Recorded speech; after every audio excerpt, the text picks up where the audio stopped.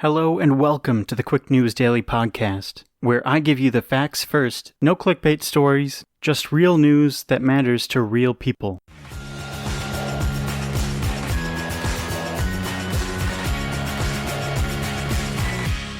Today is Monday, August 31st, and thank you for joining me. So what do we think of the new intro? I'd gotten a review about the old one saying, well, he said no fluff and no fillers, but then he adds all of his own commentary. Well, true.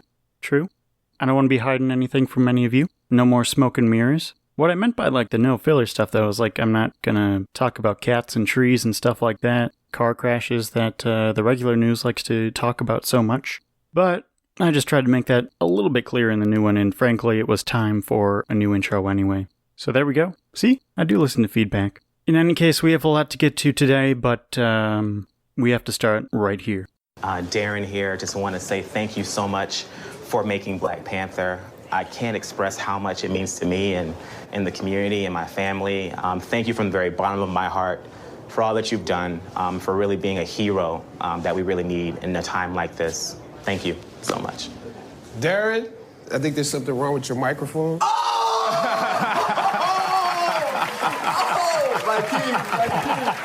king. Oh my God. I cannot tell you how much it means to have you step into the role as our king and be holding it with such grace and poise and joy. That was so great. I think we should let's move in for a close-up of that. Let's get a close-up of that right there.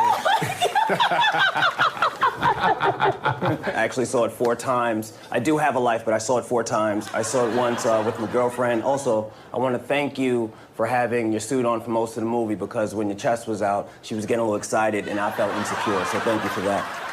And it means a lot to see a movie that's not like a black movie, but it's just a great American superhero movie with, people that look like me, so thank you. Okay. What's going on, bro? I'm glad that you got your muscles covered again. I'm glad that you got your muscles covered, because if you would have been all brolic and stuff, it would have been weird, because my girl would have seen it and be like, why didn't you get his number? So I'm glad. Well, for me, as the mother of a young son, my son's childhood has been defined by Barack Obama and now Black Panther, so thank you. Hey, that's way too much praise. Barack Obama. No. You are gorgeous. Gorgeous family. That is unexpected. Gorgeous family. Thank you. Wow, what a surprise. That was the late, great Chadwick Boseman, who passed away on Friday at age 43. He was surprising fans who were, it looked like, recording messages for him. They didn't know he was actually there. I'll leave the link to the full video in the notes. In the official announcement on his Twitter, it was revealed he was diagnosed with stage 3 colon cancer in 2016, which later progressed to stage 4. That means that he most likely knew about it as he was doing press appearances for Captain America: Civil War that year, and certainly as he was filming Black Panther when he played Thurgood Marshall in both of the Avengers movies he was in, as well as 21 Bridges. And the amazing thing was, nobody could tell, at least for us as viewers. But it seems like a lot of Hollywood was also surprised. Obviously, I'm not the first one to make this point, but you never really know everything about someone, do you? I remember vividly, for some reason, seeing the first trailer for 21 Bridges in theaters, and I clearly remember thinking, okay, he's starting to define himself outside of the Black Panther role. Now, of course, he had played Jackie Robinson before that, but I had just forgot about that or not recognized him or something. But still, once you play a superhero, that's who you are. Anyways, as it turns out, I was wrong. It wasn't the beginning, it was the end. I just hope that now that we all know, that his family and closest friends talk about his motivation for doing all of these movies during this time. Were there points where he looked like he might legitimately get better? Or was he always under the impression that it was going to be terminal? He was always so bubbly and positive and humble, I can't imagine being able to hide all of these issues so perfectly. That's why I said on social media this weekend that no matter how good he was in all of these movies, none of them were his best performance. His best performance was for us, at all of these events, hiding everything he was going through, so that we could focus on the true significance that these movies have. Now, I'm just a superhero fan in general, so, I liked Black Panther, and I understood the significance that we had never really had a superhero like this, or a movie like this, but again, watching that video, that was for The Tonight Show, where he was surprising all of those people, but just watching that video and, just hearing what he meant to all of those people, all of those different people, all ages, men and women, it was history. And it'll be remembered as history. Marvel really knows what they're doing when it comes to casting, because all of these people are just absolutely stand-up people, the people you want to live next door to. They even saw that with Robert Downey Jr., who at the time was really controversial. He was trying to pick himself up. He was not really anybody anymore, but they still saw what he could be. Through it all, Chadwick was just amazing. And that's what these kids are going to remember forever, and it sucks that they have to lose him so soon. But hopefully someone else can fill the void. And of course there will be someone. But, we lost a good one. Today I just want to start with some pure facts before I get into a big analysis. We'll start with some Portland updates. And I was going to do my own thing, but my source turned out to be a video from Reuters talking about the death of one person in Portland over the weekend. And basically they just said it better than I could, so let's listen. One person was shot dead in Portland on Saturday night as protesters from rival groups clashed. Video from the scene shows people rushing to the victim's aid before police set in. Police said in statements that both the death and protest violence happened downtown, but they did not immediately link the shooting to the protests. A Portland police spokesman said in an emailed statement, quote, "Police responded and located a victim with a gunshot wound to the chest. Medical responded and determined that the victim was deceased, adding a homicide investigation is underway." Sounds of gunfire were heard in the area of Southeast 3rd Avenue and Southwest Older Street, according to the spokesman's statement. Police said that they were not currently releasing suspect information. Portland police earlier said in a tweet that a political rally is caravanning through downtown Portland and that there had been some instances of violence between demonstrators and counter-demonstrators. Police had intervened and made some arrests. Tensions between rival protest groups have gripped downtown Portland every night for nearly 3 months following Floyd's death. Portland Mayor Ted Wheeler had some strong words for Trump, saying, quote, "You've tried to divide us more than any other figure in modern history, and now you want me to stop the violence you helped create," end quote. So good for him. Democrats should keep up that line of attack. Curiously, the mayor of Kenosha here in Wisconsin, as well as Wisconsin Governor Tony Evers, have asked Donald Trump to cancel his scheduled visit on Tuesday and stay away. I'm paraphrasing, but they've basically said that he just invites and incites violence, and we don't need that right now. One more thing I'll add to that report from Reuters, by the way, is there's some new cell phone video from just seconds after the shooting took place. In the video, people are rushing over immediately to help whoever was shot, and one of the people from the protests was also an EMT. And she started getting out her supplies and assessing the situation and the victim's condition. And there's also someone else who was trying to help, quote unquote, but was pretty rough with the body and didn't really look like he knew what he was doing. But anyway, then the cops arrive, and wouldn't you know it, they push the EMT out of the way, but don't give any aid themselves. Not only do they push the EMT out of the way, they kick her supplies all over the place and essentially let this person bleed out. Now, why would they do something like this? What's the motivation? By the way, interfering with medical assistance is a war crime under the Geneva Conventions. And this isn't the first time I've said that in regard to police. You'll remember, I think it was in North Carolina, when I talked about the video showing police destroying a pop-up medical station and destroying all of their supplies. That was also a war crime under the Geneva Conventions, and I said so at the time. It sounds crazy to a white person like me to be accusing the cops of this sort of thing, but there just comes a time when you can't ignore the facts in front of your eyes. If it walks like a duck, if it talks like a duck, it's probably a duck. I'm just kind of over giving the police the benefit of the doubt. These protests have shown time and again that they don't really deserve it. And Black Americans have been saying this for years, but I'm finally starting to see why. Thank God for cell phones. Because this stuff sounds so crazy. It's just hard to believe, so please check out the link in the show description if you think I'm exaggerating or anything like that. Again, be warned, you are watching a person essentially die from about 10 feet away, but it's all there.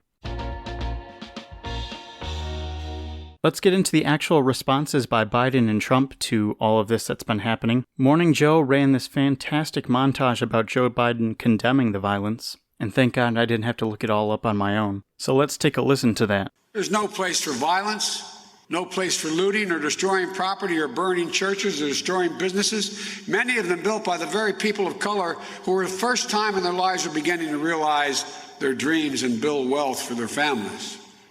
Nor is it acceptable for our police, sworn to protect and serve all people, to escalate tension, resort to excessive violence.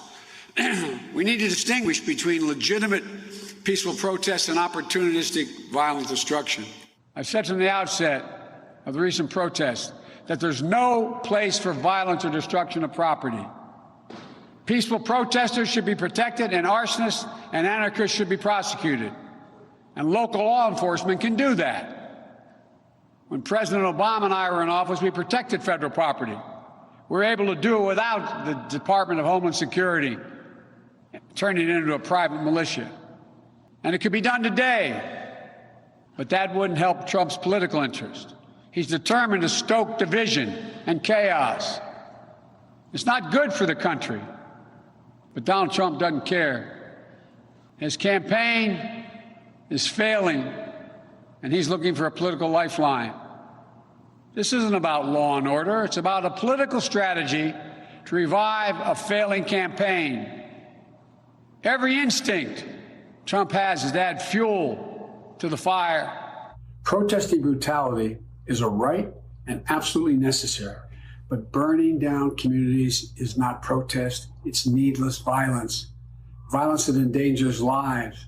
Violence that guts businesses and shutters businesses that serve the community. That's wrong. Well, first of all, I denounced it a long time ago. I denounced it weeks ago. And I've made it clear from the beginning that there is no justification whatsoever for violence, looting.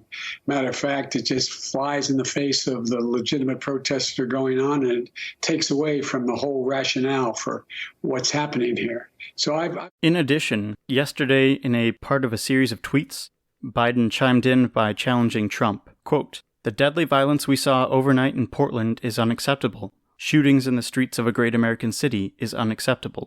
I condemn violence of every kind by anyone, left or right. And I challenge Donald Trump to do the same." End quote. And Joe knows he won't.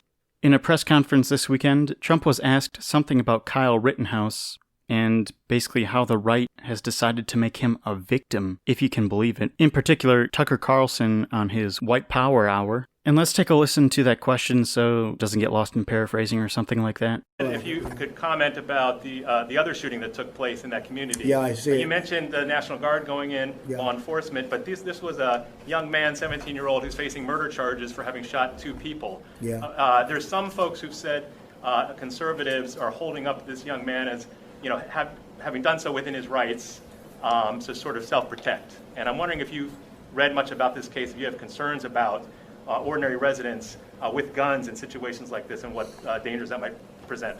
Well, that's under investigation right now, and they'll be reporting back to me over the next 24 hours, 48 hours maybe max, and we'll have a comment about it. But that is right now we're looking at it very, very carefully. And Trump at the end was probably also like, and did I mention the investigation was very tough and very strong, very powerful, very strong? And after all these years, I don't have a Trump impression yet, so bear with me, maybe we'll find it. Also, isn't it kind of weird how they're always looking at things or reviewing things, but we never get any updates on that? Isn't that weird? Last thing here. I was going to do a whole spiel on it, but maybe that's for another day. Trump trying to claim that he's the law and order president? I mean, the only time it makes sense for Trump to be the law and order president is on an episode of Law and Order. I mean, could you imagine Donald Trump instead of like Jack McCoy as the prosecutor? Like in a rape case, he'd be like, it was very strong, very powerful rape. And actually, he's not a star. When you're a star, they just let you do it. But he's not a star, so he can't. And actually, I don't even think he did it. She's not really pretty enough. He probably didn't do it. Also, the Trump campaign, like from 2016, is there a top official who hasn't been indicted, convicted, or made a plea deal, or been pardoned? Not since Steve Bannon just got rounded up last week or 2 weeks ago. 2 weeks ago, probably. It's just, he's not the Law and Order president. Again, unless he's on Law and Order. We just have to talk about this quickly, but it's a little awkward because the podcast is obviously all audio. However, the link is in the notes, so go watch that quick first if you haven't seen it. But spoiler, it's Trump once again getting beaten by some sort of elevation change or incline. Trump actually decided to have a rally during this pandemic, on Friday even, and as he got up on stage, he stumbled and literally almost fell off the podium. He flails his arm around, trying to get his balance, but it looks really weird and jerky and unnatural. He tries to play it off as a joke, and people there might not have noticed, but again, thank God for so many cameras capturing it and so many angles, which is nice. For a reminder on the sort of stuff we're dealing with Trump's health, here's Trump slurring his speech back in 2017. Let us rethink old assumptions and open our hearts and minds to possible and possibilities. And finally, I ask the leaders of the region, political and religious, Israeli and Palestinian, Jewish and Christian and Muslim, to join us in the noble quest for lasting peace. Thank you. God bless you. God bless Israel. God bless the Palestinians. And God bless the United States. Thank you very much. Thank you.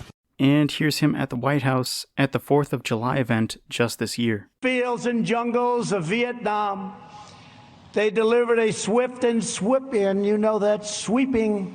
It was swift and it was sweeping like nobody's ever seen anything happen. Also, we never found out why Trump suddenly was whisked away to Walter Reed Hospital back in last December. It was just last December. Feels like forever ago. Their official claim was that Trump was going to be too busy in 2020 for his whole physical in one sitting, so he was doing it in parts, and this was part one, despite the fact that no one has ever done a physical in multiple parts.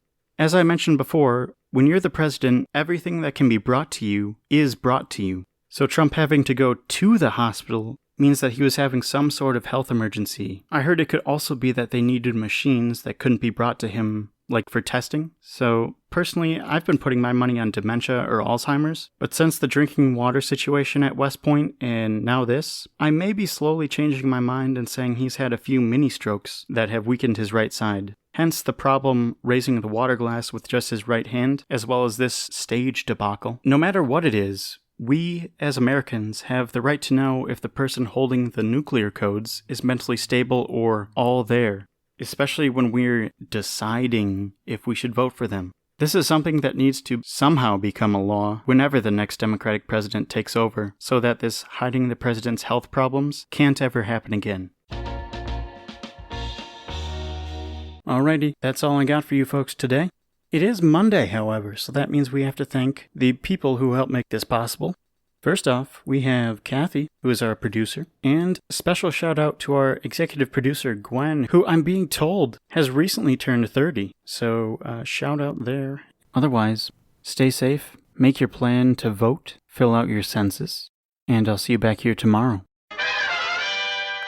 Today is Tuesday, September 1st, and thanks for trusting me with your news. For the first time, I think maybe ever, I actually had more stuff recorded yesterday than I could fit into 20 minutes. So we're going to be revisiting some of that.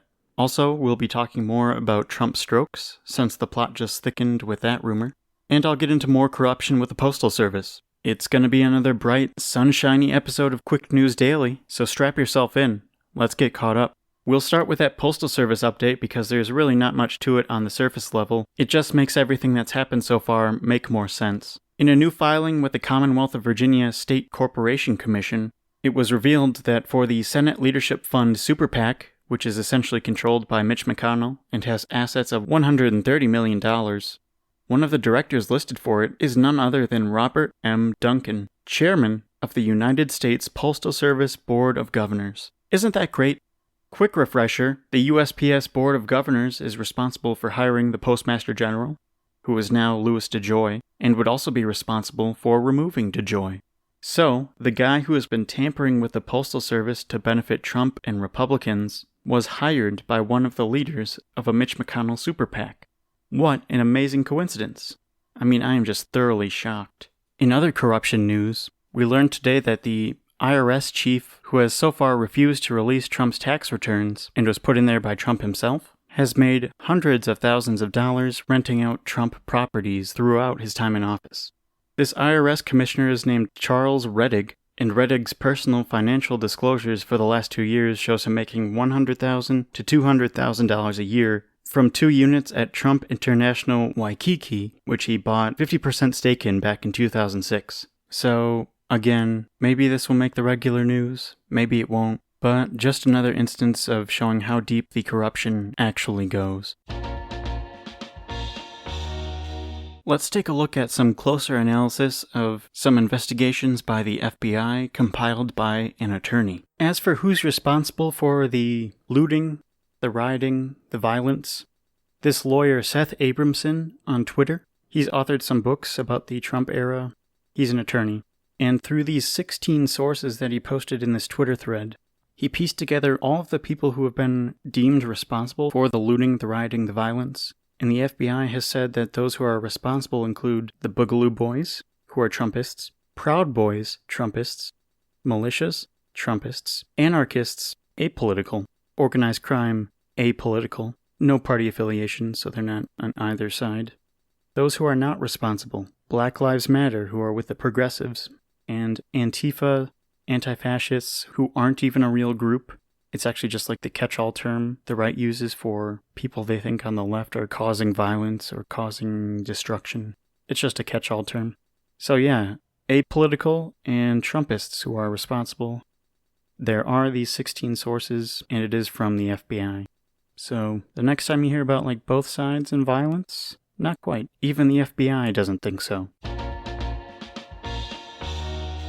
A Twitter account that specializes in monitoring campaign TV advertising buys, so they tweet whenever a campaign buys commercials or takes planned advertising down, announced that the Biden campaign is buying TV advertising in Minnesota starting tomorrow. Originally, they were planning on starting next week, the 8th, but apparently the polling is getting a little tight there, so they decided to start early.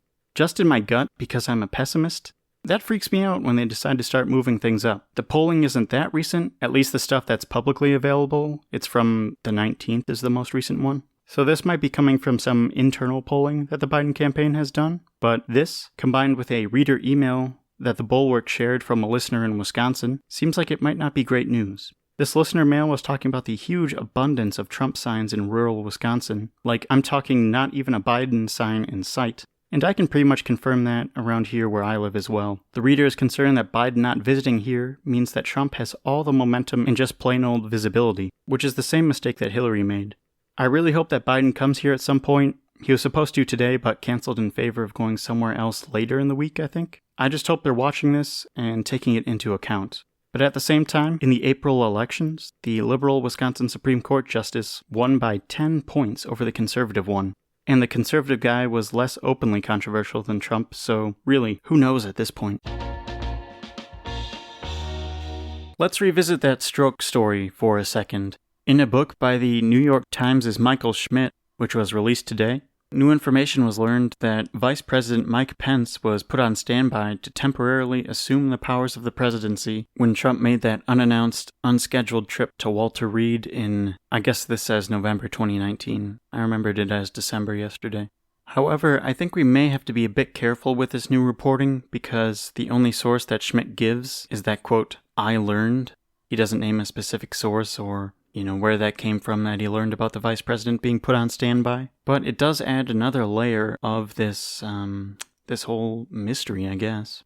The reason the vice president was put on standby to take over for Trump is in case of a situation where Trump had to undergo a procedure that would require him to be put under anesthesia or sedated in some way, much like when George W. Bush underwent his colonoscopy. Now, there were reports floating around out there that there was details about a cerebral event like a stroke in the book, but Schmidt himself has come out and said that that's not in there at all.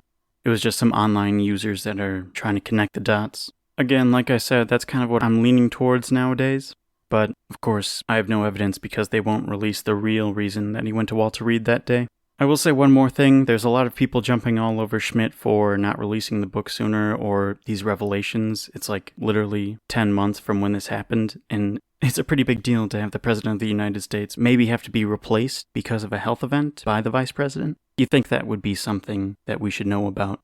But the scheduled release date was today, so it would have come out in time for this election, and frankly, the closer to the election that it comes out, the better, because we just don't have an attention span nowadays. Like, it is very rare for this Walter Reed trip to be mentioned on the news anymore, just because, like, there's just so much to be outraged about that it's really hard to pick which one we should be focused on.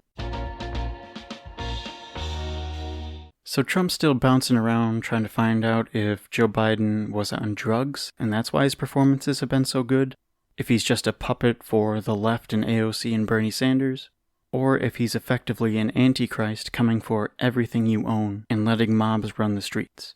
Well, his latest claim is that Biden is being run from the shadows and, let's take a listen. I'd like to mention Biden because he's not controlling anything. Who do you think is pulling Biden's strings? Is it former Obama people officials? that you've never heard of, people that are in the dark shadows, people that... What does that mean? That sounds like conspiracy theory. Dark shadows. No, what is people that you haven't heard of. They're people that are on the streets. They're people that are controlling the streets.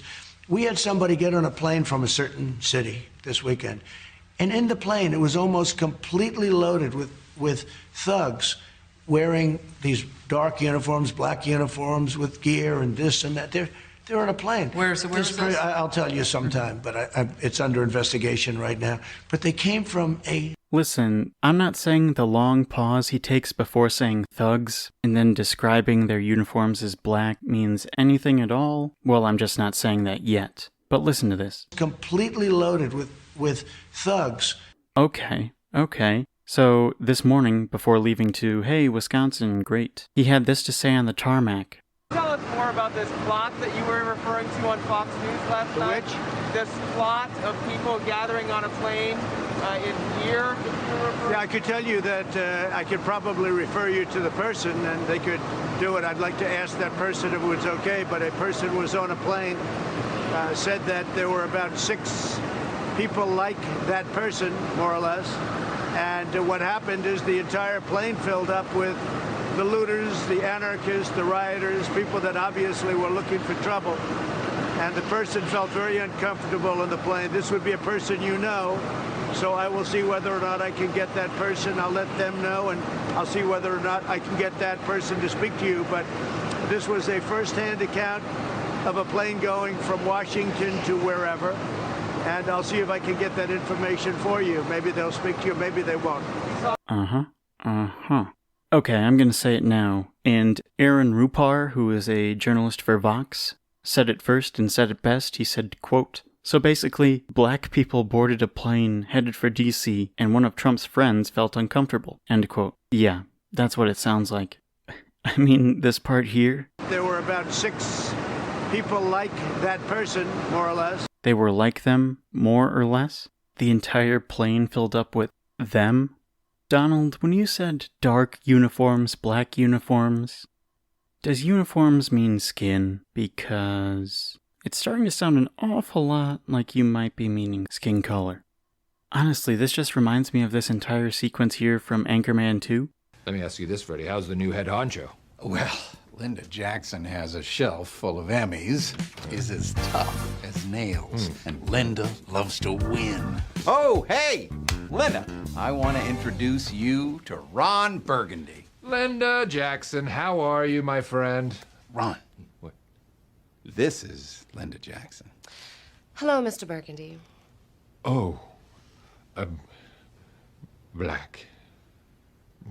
You're black. Jesus, just stop, Ron. I'm terribly sorry. I don't know why I can't stop saying black. The word black. Hello, Mr. Burgundy. Black. Stop. Black? Stop saying black. Black. If I don't say it, I'll pass out. So, I know that all of you are aware that the news community is laughing at what we're trying to do here at 24 Hour News. But that is why they brought me in. She's the best. You see, gentlemen, I don't lose. Listen, I feel like I need to clear the air. Oh, please don't. I want to say on behalf of the entire news team, we are huge supporters of all African and Americans. Veronica got so tan. I remember the first African and American I ever saw was... It's African American. Are you sure? Yeah. Absolutely 100% positive. It isn't like Ron. fish and chips. Hey, we're all the same on the inside. Stinky and pink. When I was in high school, me and my buddies used to sneak in the girls' locker room.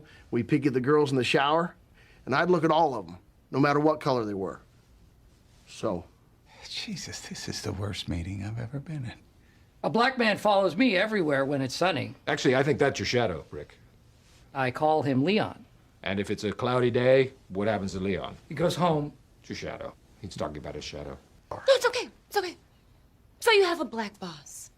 And it's freaking you out. Is it freaking you out? A little bit. You freaked out? To be honest. Is it freaking you out? Oh, she's got a knife. As I said on Instagram to someone who commented on, I posted something exactly like this. I said, it's not like there are smart racists. Actually, I don't think there are because you just can't have those two things go together. But out of all of the dumb racists, Trump has to be one of the dumbest. I mean, Alright folks, that's all I got for you here today. I do want to talk a little bit about a new feature I added to the show description, the show notes. Essentially, I just made a survey that I'm pretty much never going to end, again, through Google Forms, and it allows you to give instant feedback to me. So in this Google form, it's anonymous again. You can rate the show 1 to 5, 1 being, whoa, don't do that again, 5 being, great, keep doing that, or like a 3 and saying, room for improvement. I put in a little space for you to comment, good or bad, what you thought, underneath the rating, of course. And then there's also just a space for what episode you were listening to, because, you might not listen to the episode on the day it airs. And since it never ends, so if you could just put the episode title in that question, or at least get it close if you don't copy and paste it, I would really appreciate that, just so I know, obviously, what I did on that day and, what exactly I did on that day that wasn't necessarily popular. Or on the flip side, was so great, you had to comment about it. Either way, I thought it's a little cool feature to get some more participation or feel like your voice would be heard. Just to always want to leave the door open, open door policy. And of course, obviously, if you'd just rather leave a review on Podchaser or Apple Podcasts, I put those links in there as well. So you can absolutely do that. You don't have to review it twice unless you have something that you would specifically like me to hear. I guess in private because, those other reviews are more public. But I read them either way. So if you have feedback to give, doesn't really matter where you give it to me. I'll just be looking in all the usual sites for it and trying to make the show better. Otherwise, stay safe, make your plan to vote, fill out your census, and I'll see you back here tomorrow. Today is Wednesday, September 2nd, and thanks for choosing Quick News Daily. The plan for this show is to rattle off a lot of stories since there's still so much to catch up on. Hats, coats, galoshes over here. But hurry, please. We have so much time and so little to see. Wait a minute. Strike that. Reverse it. Thank you. No time to waste, so let's get caught up. Bad news for the plasma is the ultimate cure for coronavirus. No need to worry anymore, group of folks. On Tuesday, the COVID-19 Treatment Guidelines Panel reported that after looking at all available research for the convalescent plasma and the FDA's analysis that led it to authorize the plasma for emergency use, they said they could not find any solid evidence for or against the use of plasma. The group said, quote, there are currently no data from well-controlled, adequately powered, randomized clinical trials that demonstrate the efficacy and safety of convalescent plasma for the treatment of COVID-19. Despite this statement, there really have been success stories and people who swear that's the only reason they're alive right now is the plasma they received. So my position, my expert status and no medical degree, continues to be that it should be part of that cocktail of drugs to combat the virus, not just on its own, unless you need to. In fact, in this NBC News article, Dr. Hugh Kassir, Director of Critical Care Services for Sandra Atlas Bass Heart Hospital at North Shore University Hospital on Long Island, New York. Man, don't ask that guy where he works. But he said what I think is on the minds of a lot of doctors right now, if I had to guess. He said, quote, I have to treat patients right now. I can't wait 3 to 6 months for an article to come out. My patients would be dead by then, end quote. Let's quickly go over one of the weirder sideshow stories of the Democratic Party, the Massachusetts primary fight for Senate, between incumbent 74-year-old Joe Markey and Representative Joe Kennedy III, who you might have guessed is one of those Kennedys. He's the grandson of Robert F. Kennedy. The reason I say this was weird is because it was. You'll have to correct me if I'm wrong here, Massachusetts folks, but the narrative in the media the whole time was that Kennedy didn't really have a reason to challenge another Democrat this year, of all years. And then it was even more confusing because Markey is the more progressive candidate. Coming from Wisconsin, it's hard for me to think of Joe Kennedy as a centrist, but by Massachusetts standards, maybe. Kennedy might have thought that because he's 74, Markey would just kind of tap out and not want to work that hard at that age to campaign, which I don't get why he did, because why would he want the job at that age? And I'm betting that Kennedy was betting that they'd have to campaign a lot more and travel a lot more, and maybe COVID messed that up. But in a year where a lot of people, including me, were not happy that half the Republican convention was Trump family members, with Kennedy leaning on his name and family history, there really seems to be no appetite for that. In any case, Markey did end up winning that primary yesterday. Let's check in with Joe Biden and his campaign and see what the latest is there. The eye-catching news is the fundraising numbers that Biden is reporting for the month of August. According to the New York Times, his campaign received more than $360 million for the entire month, which would blow past Barack Obama's previous record set in 2008. The month's numbers were helped by two huge events: the Democratic Convention, which is essentially a 4-night commercial or telethon, and then announcing Kamala Harris as his choice for VP, which apparently led to the campaign raising $48 million in the 48 hours after the announcement. Not to be outdone, Trump and the RNC said they raised about $76 million during last week's convention, whereas Biden raised $70 million during the Democrats' convention. But this huge month from Joe definitely cut into Trump's fundraising lead. In the other good news that calmed some of my fears from yesterday, Jacob Blake's family confirmed to DailyMail.com that the Bidens will be traveling to Kenosha on Thursday to meet with the family. Jacob's uncle, Justin, said that, quote, "We believe Biden is trying to unite all Americans. I'm grateful to be able to meet him. I'm going to demand from him what we demand from anyone else, that there be legislation and laws protecting African American safety and well-being, and that we have economic opportunity to build up our own communities." I guess I should have known that maybe they were bluffing and waiting to see what Trump would do in his appearance here yesterday, and he did not disappoint. He tried to make law enforcement the victims. He pulled out the old, just a couple of bad apples excuse. He denied that systemic racism exists, and basically just tried to make it seem like it's that Mad Max hellscape here again. Post-apocalyptic. Not so much. I guess this is basically just another Biden story, but I just want to set the record straight on an altered video of him going around. Twitter user Damon Imani confirmed to Reuters that he created the altered video that combines a clip of Joe Biden with Harry Belafonte falling asleep back in 2011 to make it seem like Biden's falling asleep. Imani claims that he's, quote, "just an artist with a wild imagination," and that it was just a joke.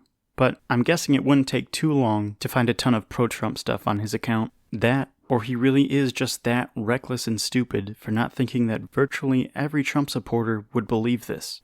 They did, but Reuters confirms that it's doctored. You know what? I guess that almost the entire second half of this episode is Biden stuff, indirectly. For this story, I kept meaning to mention it but never did. Last week during the RNC, hundreds of former George W. Bush, Mitt Romney, and John McCain aides endorsed Joe Biden over Donald Trump. In all, there were 230 former Bush staffers, 30 former Romney staffers, and 100 McCain staffers who all said things along the lines of, "We don't agree on all of Biden's policies, but he's a person who has true American values and isn't trying to divide us every single day."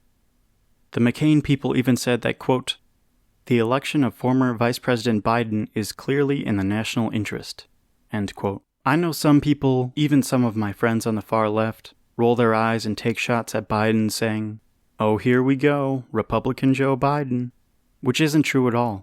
And I get that's what it feels like, and that it feels like a loss to not have Bernie or someone like that out there. But I'm truly hoping that we can look back in victory and realize how special this moment and this movement was, because this has to be the broadest support group a candidate has ever gotten, or at least for a long time, maybe even more than Reagan back in the day. But, we have to win first.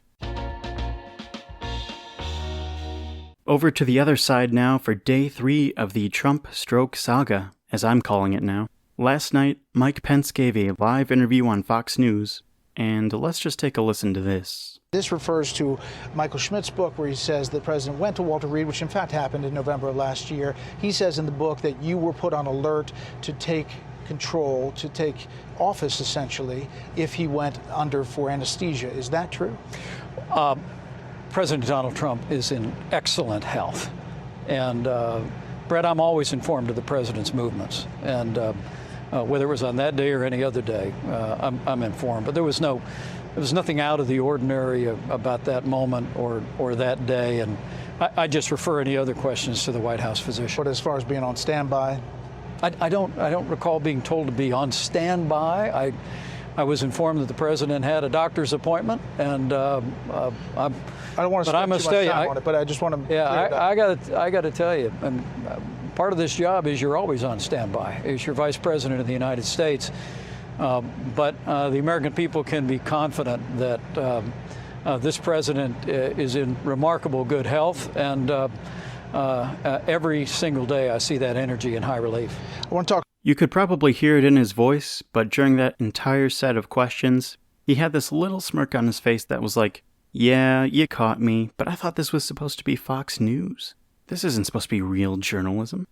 How great was that parsing of the words when he's like, they didn't say stand by. And you can just basically feel that he's doing his best to dodge. I 100% expected him to be like, I don't recall them saying stand by, because they said be ready and the Cheeto might be down for the count. Or repeat after me, I will faithfully execute the office of President of the United States. But never stand by. Brett, that's just ridiculous. That's just ridiculous to think that they would say stand by. And he's almost chuckling, and you can hear the sarcasm in his voice when he says Trump is in tremendous health or whatever that was. Yeah, that appearance right there basically confirms the story to me, but go check out that video for yourself, because it is truly something. In a follow-up of a story from a couple of weeks ago, the German government has confirmed that Alexei Navalny, that opposition leader against Putin, who fell ill on that plane ride and had to have the plane land in an emergency fashion and get treated right away, they said they found a Soviet-era poison called Novichok in his system, so he was without a doubt poisoned. They said they're still hoping that he can make a full recovery and that he's still in the ICU on a ventilator, and that basically any recovery is going to be very lengthy, and you can never really know the true long-term effects of such a severe poisoning, so obviously we hope for the best there. And it's so funny how the Russian government now is like, oh, let's trade information on this case. Let's find out what really happened.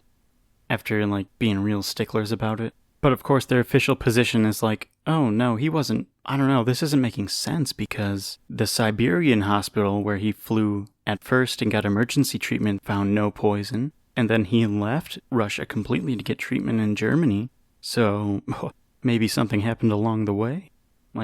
Give it a rest, Vlad. Give it a rest. Finally, you might have seen this headline out there that the US will not join the global effort to find a coronavirus vaccine just because it's led by the World Health Organization. You might remember, I'm not sure if it was in July or last month, but Trump announced that he's pulling out of the WHO completely next year, so again, if he gets a second term. But this is just doubling down on that by not joining in and essentially just pooling our resources with the other countries out there. Now, our official line is that we think that our vaccines will be better, or that, they're better candidates. Maybe they just don't want to be dragged down by the other countries, even though, really, they might have the better ones. You can't know at this point. But this is just my speculation here. I feel like someone in the Trump family, or maybe a big Trump donor, has a stake in one of these companies that's producing a vaccine, and they don't want to spread the wealth. They want to keep it to themselves, and when you're splitting it with I'm not even sure how many countries are a part of it, but splitting it more than one way is too much for these people, I would imagine, so I don't know. I just smell something funny up here. Or maybe Trump really just does hate the WHO that much. which is helping nobody. Like I said, we don't even know if our vaccines will work, or maybe those will be better, and then now we're just completely cut out of that conversation. I don't know, just armchair quarterbacking it here. It seems weird to place your entire future, your election hopes, on a vaccine and then not give yourself every opportunity for a vaccine. Like, what is the logic there? Alrighty, that will do it for me here today, I think, for the news. Don't forget, the most important thing, I think, for me would be reviews, feedback. So remember, in the notes to this episode, there's a link to the Google form where you can give feedback straight to me, or there's links in that form for you to review it on Podchaser or Apple Podcasts, wherever you'd prefer. 3 different ways there for you to have some input on the show. Other than that, though, just the usuals here. Stay safe, make your plan to vote, fill out your census, and I'll see you back here tomorrow. Today is Thursday, September 3rd. Thanks for joining the News Revolution. As I was getting ready for today's show, it became pretty clear that today's theme will be voting, as well as a teeny tiny theory about Trump's health. I just don't want to call it a conspiracy because the pattern of events seems to be solidifying. In any case, let's get caught up. We'll start with a story from Montana, continuing to show their support for democracy and voting rights. Trump's campaign and the Republican National Committee are suing the state of Montana in federal court, trying to suppress the opportunity to vote by mail. Even though Montana already allows people to vote absentee without having to give a reason, their Democratic governor, Steve Bullock, who's also running to be one of the senators from the state, he issued a directive that stated that counties could expand their mail-in and early voting, quote, at their local discretion, end quote. Since they don't like when more people vote because they know they'll probably lose, Trump and the RNC are suing because they think this is a national push by Democrats, so this, quote, clearly reveals that the election directive is less about protecting the health of Montanans and more about enhancing the governor's electoral prospects, along with those of his political party. I mean, come on. It's out there again in writing in a court case that they know more people voting equals more Democrats winning because people just don't like Republican policies. They're trying similar lawsuits in Nevada and New Jersey, which are still pending. A case in Pennsylvania seems pretty much closed and not in Trump's favor. In that lawsuit, the judge says that other state-level cases about changes to voting should be decided before this one, which is trying to mess with drop boxes for ballots, poll watching, and other voting rules. Obviously, all of these are a wait-and-see type of thing, but I just think it's ridiculous how people can just sit by and accept this attack on our votes, and especially only being able to win by cheating. This is why I can't treat the two parties equally, and why I say, not balanced, accurate. I want to give an update on Chadwick Boseman's death and what we're learning as more and more details come out, because they're legitimately shocking. There's an article from The Hollywood Reporter's Tatiana Siegel that obviously includes info from anonymous sources close to blah blah blah, and you always have to be careful about those in the entertainment world. But I saw another article that listed the sources as his longtime trainer, as well as his agent. In any case, let's assume they're right. These sources say that besides really close family and friends, nobody knew about his cancer. Not his fellow actors, not directors, not Marvel, not Disney. That's just mind-boggling to me.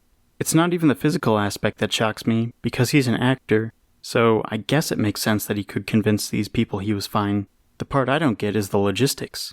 How did he have all this treatment and these surgeries, and nobody got suspicious? I just don't get how you can go missing for weeks or months, and it's just normal. Not like missing, but like unavailable to be shooting. Maybe the industry is used to people having non-disclosure agreements for other movies or shows, and they just said he was shooting elsewhere when he was actually having surgery? I don't know, man.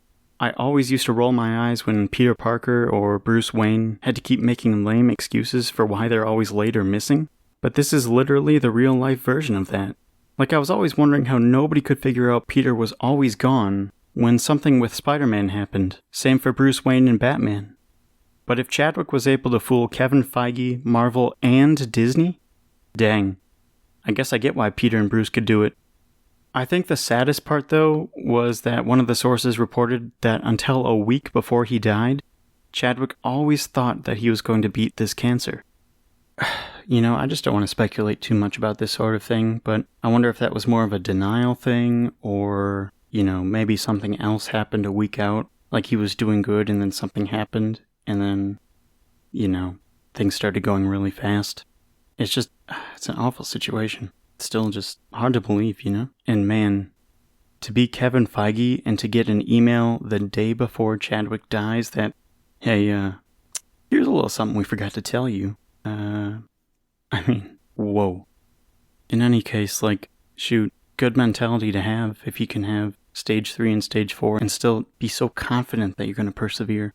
Definitely a cool mindset to be able to have. And I tested very positively in another sense. So this morning, I tested positively toward negative, right? So, no, I tested perfectly this morning. They delivered a swift and that sweeping. It was swift and it was sweeping like nobody's ever seen anything happen. When their eyes widen in amazement as Old Faithful bursts into the sky, when they gaze upon Yosemite's towering sequoias, mandate net zero carbon emissions for homes, offices, and all new buildings by 2030. That basically means no windows, no nothing. It's very hard to do.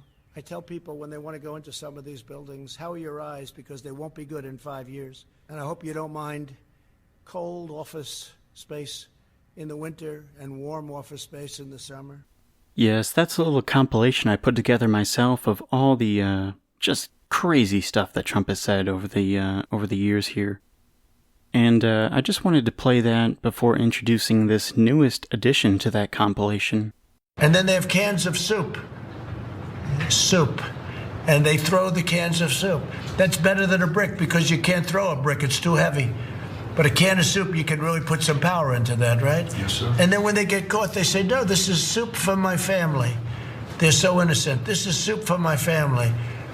It's incredible. And you have people coming over with bags of soup, big bags of soup, and they lay it on the ground, and the anarchists take it, and they start throwing it at our cops, at our police.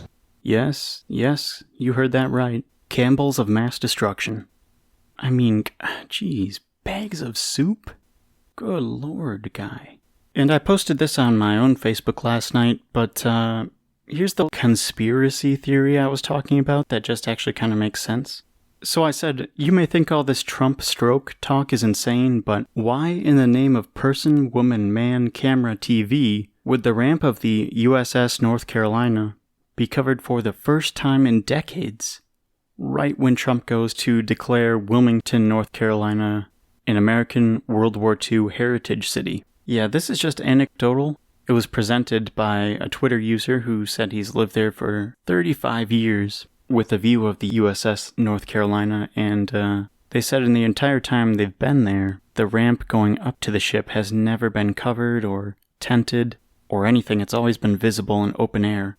But, curiously, as Trump shows up to give remarks on the ship, there's a tent over the ramp leading up to the ship. Isn't that a bit strange?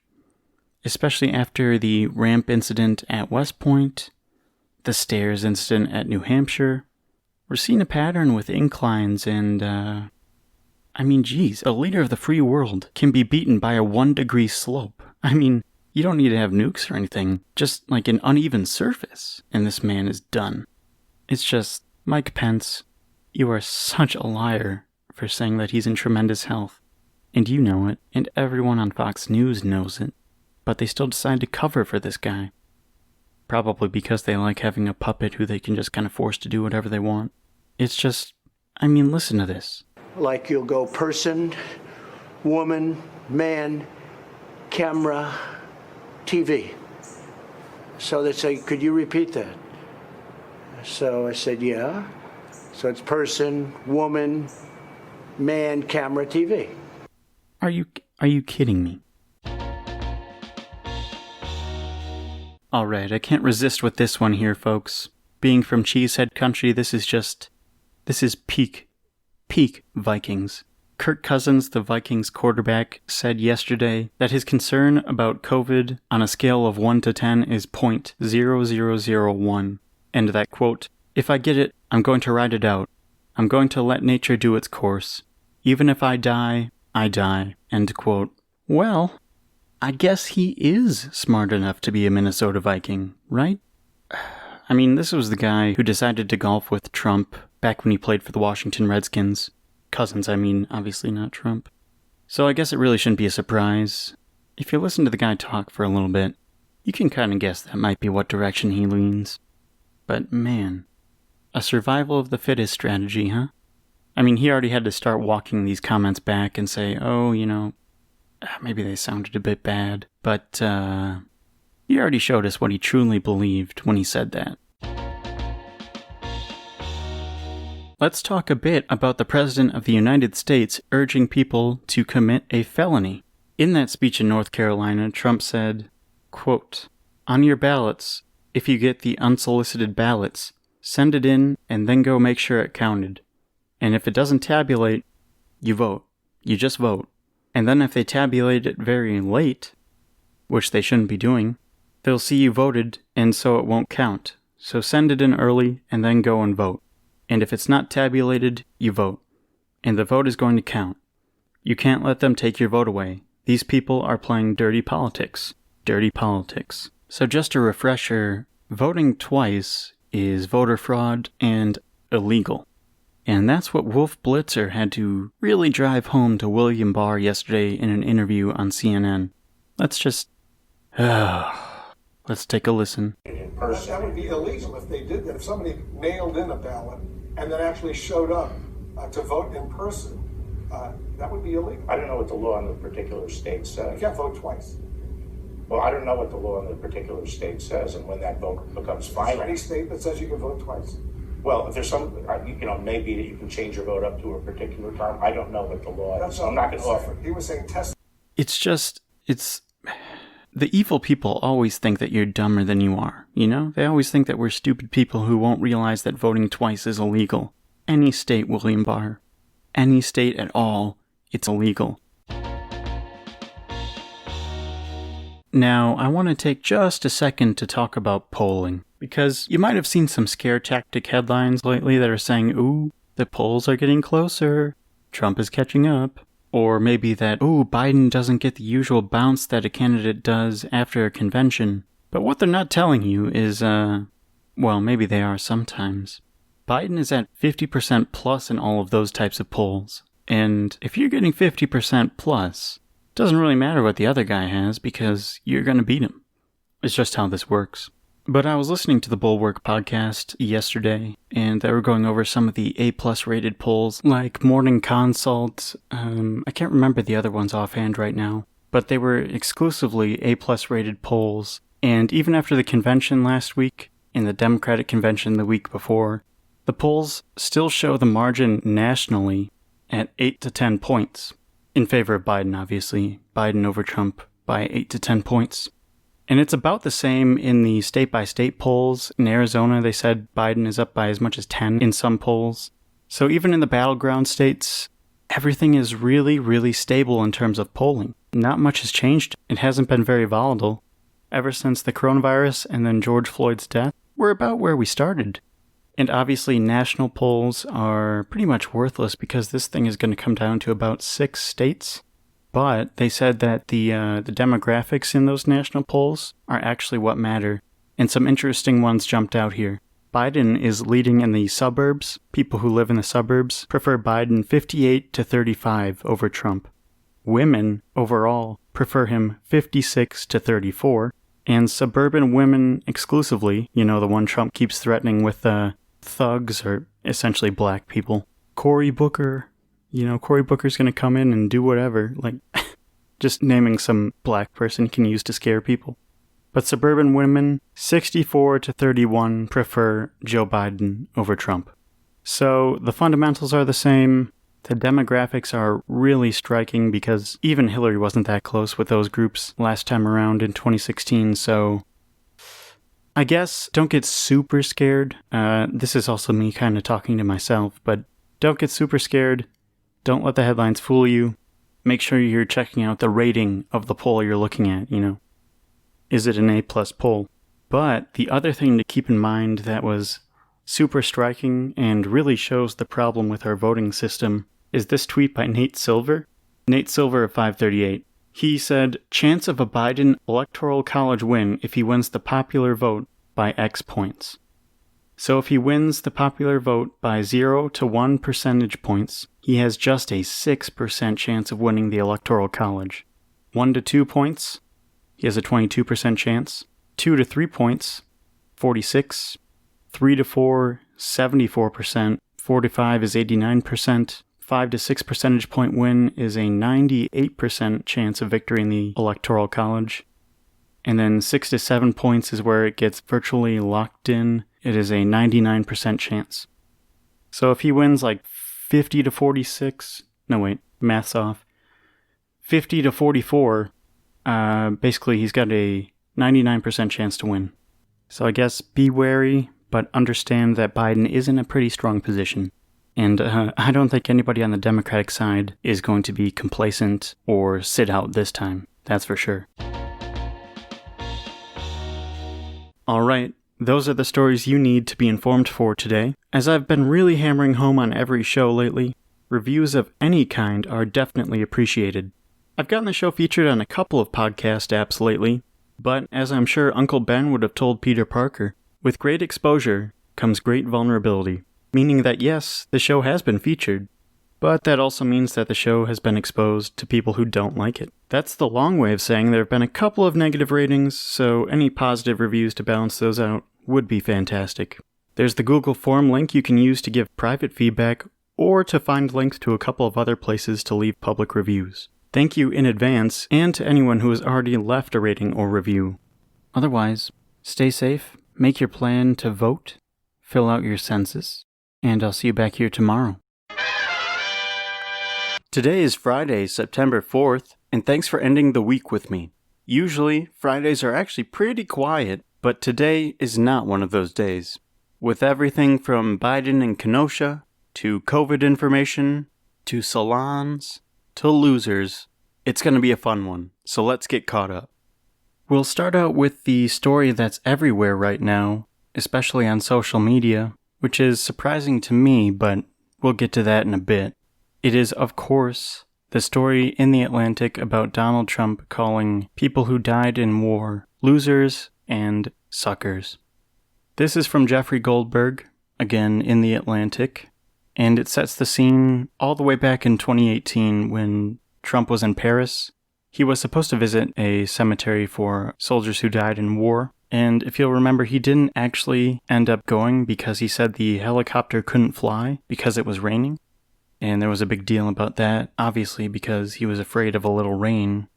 He also tried to claim that the Secret Service wouldn't drive him there, but Jeffrey Goldberg says neither claim was true. In reality, he says, Trump rejected the idea of the visit because he feared his hair would become disheveled in the rain, and because he did not believe it was important to honor American war dead. And that is according to 4 people with first-hand knowledge of the discussion that day. He goes on to say, in a conversation with senior staff members on the morning of the scheduled visit, Trump said, quote, "Why should I go to that cemetery? It's filled with losers." It continues, in a separate conversation on the same trip, Trump referred to more than 1,800 Marines who lost their lives at Belleau Wood as, quote, suckers for getting killed. Belleau Wood was apparently a consequential battle in American history. I don't remember it off the top of my head, but I'm just reading what's in the article here. And it says that in that same trip, talking about World War I, Trump asked, "Who are the good guys in this war?" He also said that he didn't understand why the United States would intervene on the side of the Allies. Now, you'll remember he said this about John McCain back in 2015. But, he lost. So I never liked him as much after that, because I don't like losers. But Frank, let me get to it. He hit me. Hero. He's not a war hero. He's a war hero. He's a war hero. 5.5 years. He's a war hero because he was captured. I like people that weren't captured, okay? I hate to tell you. The article says that Trump had remained fixated on McCain, and that when he died back in August 2018, Trump told his senior staff, this time according to 3 sources with direct knowledge, quote, "We are not going to support that loser's funeral," end quote, and that he became furious when he saw flags lowered to half-staff, saying, quote, "What the F are we doing that for?" guy was a effing loser. The White House denies this whole report, by the way, saying that yada yada yada, Trump's supported the military more than any president. The article continues, according to sources with knowledge of the president's views, he seems to genuinely not understand why Americans treat former prisoners of war with respect. Nor does he understand why pilots who are shot down in combat are honored by the military. On at least 2 occasions since becoming president, according to 3 sources with direct knowledge of his views, Trump referred to former President George H.W. Bush as a, quote, loser for being shot down by the Japanese. This is where it starts to really get cruel. On Memorial Day 2017, Trump went with then Department of Homeland Security Secretary John Kelly to Arlington Cemetery. The article says the 2 men were set to visit Section 60, the 14-acre area of the cemetery that is burial ground for those killed in America's most recent wars. Kelly's son Robert is buried in Section 60.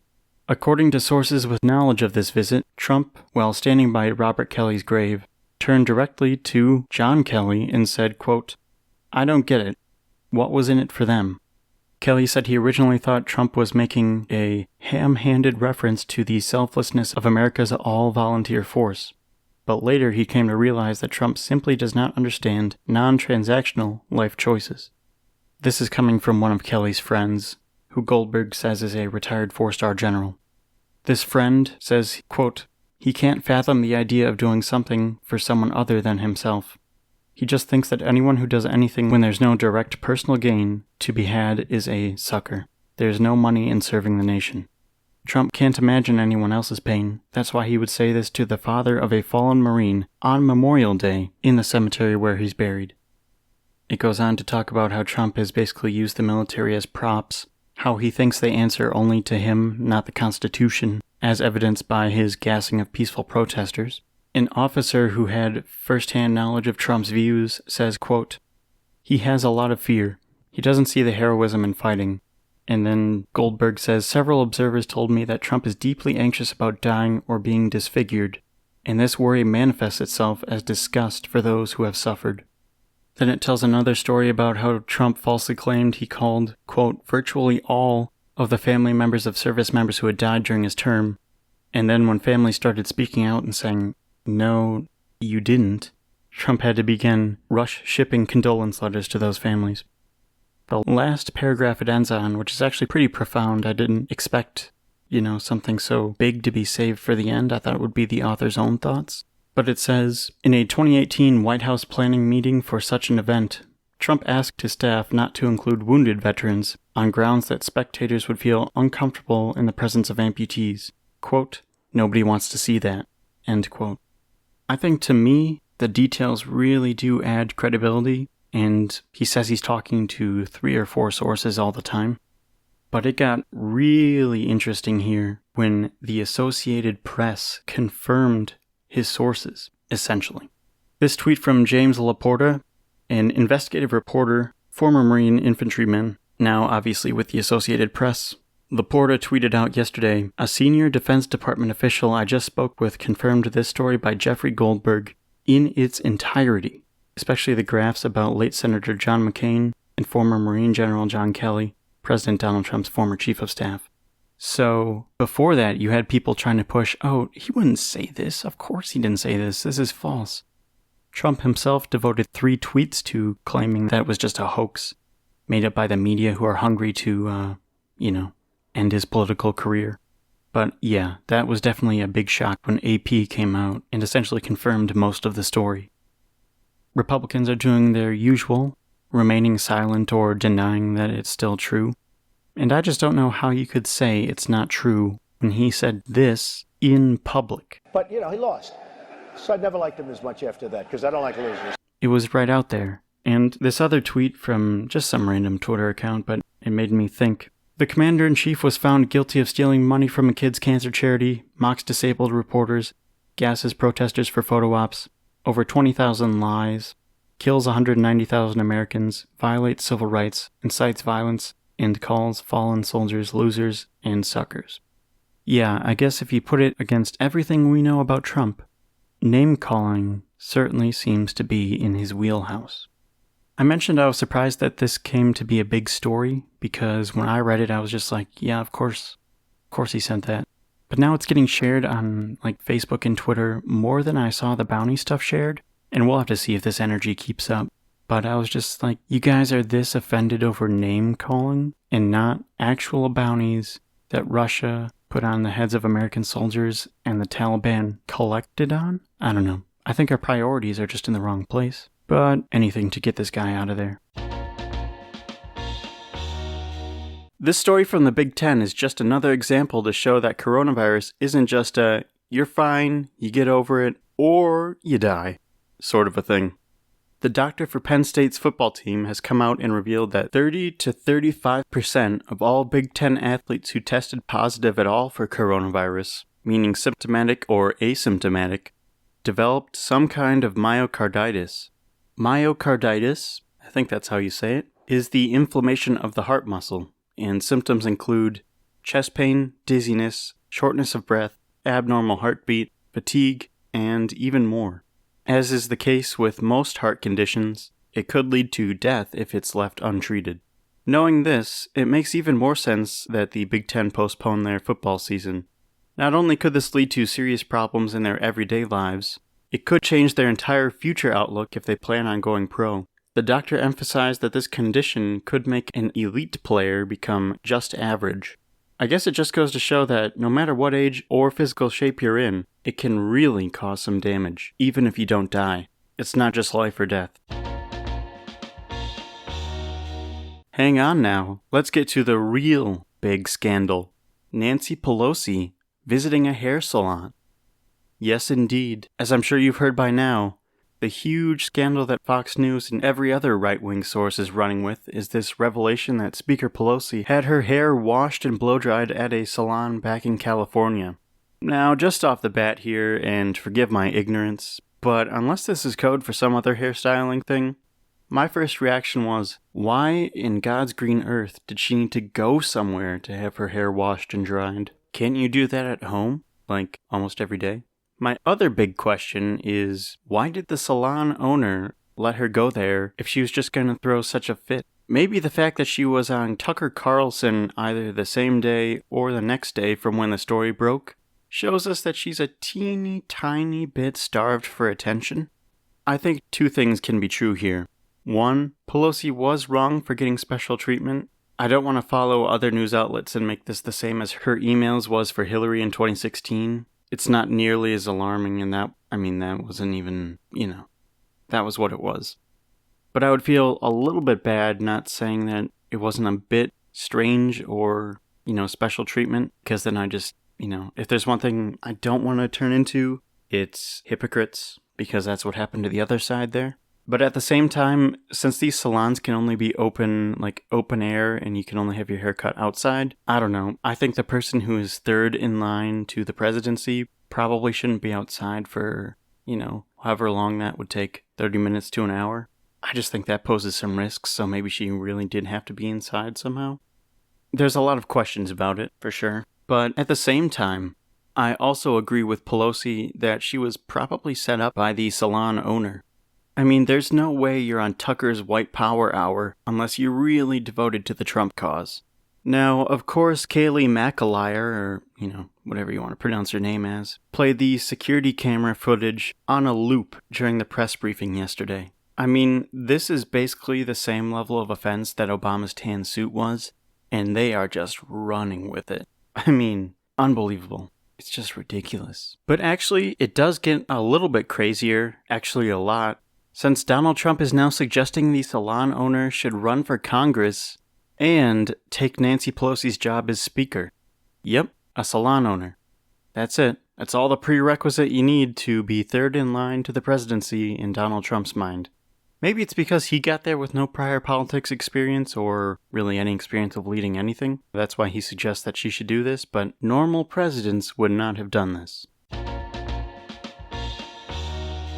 Some disheartening news for fans of the Batman like myself. Just a little bit after production got back underway, they resumed shooting in London for the 2021 movie The Batman. It was reported that they had to halt production for a little bit because someone had tested positive. Vanity Fair is reporting that was Robert Pattinson, Bruce Wayne / Batman himself, but Warner Brothers isn't commenting to keep the privacy of, whoever it is. But man, after seeing that trailer a couple weeks ago, I've been all in on the hype. So I was really looking forward to getting this thing back into production, getting the rest of it shot, because this thing has been delayed enough. We don't need another year. At the same time, I just don't want to have them rush and put out a bad product. But clearly they haven't been thinking that because it, again, has been delayed so much. Getting into some Joe Biden news now. He started the day by getting another endorsement from another big Republican figure in politics. This time from former Michigan Governor Rick Snyder. Now, Rick Snyder, as he makes very clear in his endorsement here, is no closet liberal or closet Democrat who's actually, been a Democrat all along. And surprise, here he comes. But no, he really makes the point that he stands up for Republican policies and values. And that's part of the reason that Trump disgusts him so much is because he stands for none of it. It's just all about himself. He talks about how Trump isn't unifying the nation, how he doesn't listen to anyone but himself, and basically the need to bring back civility to the office. And he admires how Joe Biden has expressed the desire to heal this nation, to listen to people other than himself. So he did end up endorsing Joe Biden in that column for USA Today. So that was a good start to the day for Joe Biden. Then he came to my neck of the woods here in Kenosha. The theme of the day for Biden was both healing and repairing, as well as making racism bad again. He spoke at a church about the connection between what happened in Kenosha and what happened in Charlottesville back in 2017, which he says is the reason he decided to run for president. And he ended up saying, quote, "It's not all Trump's fault, but it legitimized a dark side of human nature. What it did, though, was also expose what had not been paid enough attention to, the underlying racism that is institutionalized in the United States that still exists and has for 400 years. So we end up with a circumstance like we have here in Kenosha." End quote. That was during some remarks at a church. At the church, he also heard from a white business owner who said her store had been destroyed by rioters, as well as a black attorney who pleaded with him to address criminal justice reform. That was after he had already met with the Blake family and, heard what they had to say. The members of the Blake family were Jacob Blake's father, brother, 2 sisters, and members of his legal team. And Blake and his mother called in from the hospital. Ben Crump, the family's attorney, said Biden's conversation focused on changing the disparate treatment of minorities in police interactions, the impact of selecting Kamala Harris as a black woman as his running mate, and Vice President Biden's plans for change. The vice president told the family that he believes the best of America is in all of us, and that we need to value all our differences as we come together in America's great melting pot. It was very obvious that Vice President Biden cared, as he extended to Jacob Jr. a sense of humanity, treating him as a person worthy of consideration and prayer. So, essentially, it was a huge contrast to Trump, who only met with law enforcement and was focused on, the rioters, they're coming for your suburban house or whatever. Whereas Biden actually acknowledged that racism exists, institutional racism in America, which Trump said didn't. And he met with the family and was a normal human being, I think. Is probably the best way to put it. But listen to this. This is just... whew. Trump campaign spokesman Tim Murtaugh, he said this: "Joe Biden made a political trip to Kenosha today, his first visit to Wisconsin, after months of saying he could not travel because of the science of coronavirus. What changed was political science, as he knows he is in serious decline in the polls." False on every level. Well, it was his first trip to Wisconsin. But the thing about it is, to act like Donald Trump's visit wasn't political is just... they're used to lying, but that's just so plain. So again, as this entire campaign has been essentially, it was a huge contrast to what Donald Trump did when he came here. And I think it could provide some very powerful visuals. Alright, that's going to do it for me here this week. 2 things. Don't forget to tune in tomorrow for Quick News to Go, the weekly recap show where I just combine all of the shows from the week, just in case you missed anything. Also, again, don't forget to give feedback in any way you'd like, publicly, privately. Any feedback is always very welcome. I am leaning towards no show on Monday, since it will be the Labor Day holiday and I'll be getting ready to go back to school. So, again, leaning towards no show on Monday. But until I see you, whenever that is next, or I guess whenever you listen to the show, whenever that is next, stay safe out there, especially with the holiday. Make your plan to vote, fill out your census, and have a great time out there.